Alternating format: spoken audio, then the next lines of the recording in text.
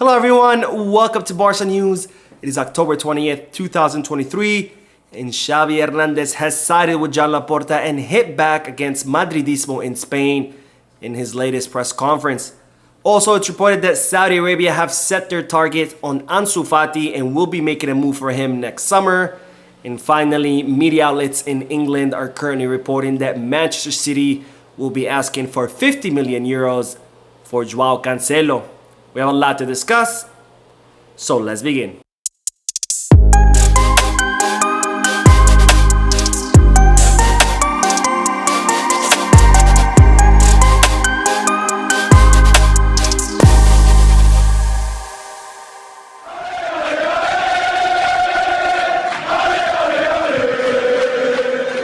Hello everyone, welcome to the channel. My name is Mo, and before we begin with the news, just a quick announcement that Barca News now has official YouTube memberships with 3 different tiers, each tier with its own perks and benefits.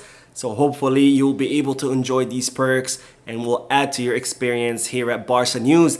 Now, having said that, make sure you hit the like button, subscribe to the channel, and if you are looking to place any sports bets, make sure you hit the Bet Us, and if you are looking to buy any Barcelona jerseys or merchandise, make sure you hit the kickback. Both links are down below in the description. Now, begin with the news that Xavi Hernandez spoke ahead of the match between Barcelona and Athletic Club de Bilbao that is set to be played on Sunday, October the 22nd, where Xavi Hernandez discussed a myriad of topics. One of them was of course, what he expected from Ernesto Valverde's team. And in regards to that, Xavi Hernandez said, "Athletic are very strong physically and technically gifted. Valverde is a great coach and likes to press high. I'm expecting a difficult opponent. We have some injuries, but that's no excuse. We need our fans. There is great atmosphere at Montjuic." Now, Xavi Hernandez highlighting what it's always expected when we play matches against Athletic Club de Bilbao, which is that this will be a very difficult match, especially since we have so many players on the injury list. But speaking of injured players, Xavi Hernandez has confirmed that both Lamine Yamal and Alejandro Balde have been declared fit and could participate in tomorrow's match. And he also confirmed that Ilkay Gundogan and Ronald Araujo are also 100% fit. So we should also expect both players being included in Sunday's squad. Now, one of the highlights of this pre-match press conference was when Xavi sided with Joan Laporta and hit back against Madridismo in Spain. Because as I reported in yesterday's video, after Joan Laporta was included in those bribery allegations as a result of the Negreira case, Joan Laporta made some statements blaming this whole thing on Madridismo in Spain, who simply cannot tolerate that Barcelona were dominant for so long and that they are fearful of what's coming up ahead and that Barcelona could repeat what they did in the past. Now, Xavi Hernandez sided with Joan Laporta in his pre-match press conference when he said, "It's always like that with Billarato, with doping. It's always like that. So with the president, 100%. We haven't talked about it in the dressing room. I've already said it. Situations to destabilize. The Billarato, a Madrid newspaper, invented it. This is what the president is referring to. In Barca's best days, they said we were doping." Now, Xavi Hernandez was asked whether Real Madrid were envious of Barcelona's past success, like Joan Laporta alluded to in yesterday's statements, and he said, "For me, it was the best period in the history of the club. I think the question is directed at Madrid. He's a very positive and very brave person." Speaking of Joan Laporta, of course. "He is the leader of this whole project. He's calm, and I'm with him 100%. So Xavi Hernandez siding with Joan Laporta 100% when Laporta blamed this campaign to destabilize Barcelona on Madridismo in Spain. And as Xavi put it, he gave actually several examples of Madridismo trying to do this in the past. Where one of those examples was the Billarato, which if you don't know what it is, that's when Barcelona were accused of having some special deal with the president of the Royal Spanish Football Federation, so referees could rule in favor of Barcelona. And of course, Xavi Hernandez also gave the example of doping, because when Barcelona were dominant and doing really well in Spain, a lot of players were accused of doping, even though there was absolutely no evidence to support this. So this whole Enriquez Negreira case is not the first campaign of its kind to destabilize the club. This kind of campaigns have been launched against Barcelona in the past. Whenever Barcelona were doing well, Madridismo has always tried to find a way to justify this good performance. Instead of just admitting that Barcelona were being superior or playing better, they simply try to find some external factors to justify it, whether it was doping, whether it was some kind of special deal with the president of the Royal Spanish Football Federation, or now blaming it on Enrique Negreira, saying that the only reason Barcelona won all those trophies was because they bribed referees. Now, the ironic thing about this whole situation is that Real Madrid have always been favored, historically speaking, not just by referees, but also by governmental entities, including the Royal Spanish Football Federation and La Liga itself. Yet this is not stopping them from mounting a whole campaign to destabilize Barcelona, using Madrid TV in order to put pressure on referees.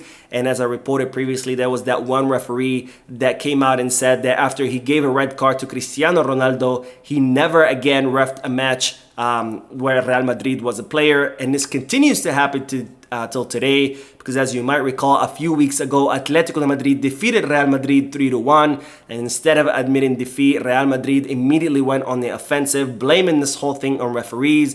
And in fact, the referee that refed that match, Alvaro La Rojas, has yet to ref a single match since that defeat, which goes to show just how much power Real Madrid have in putting pressure on the committee of referees.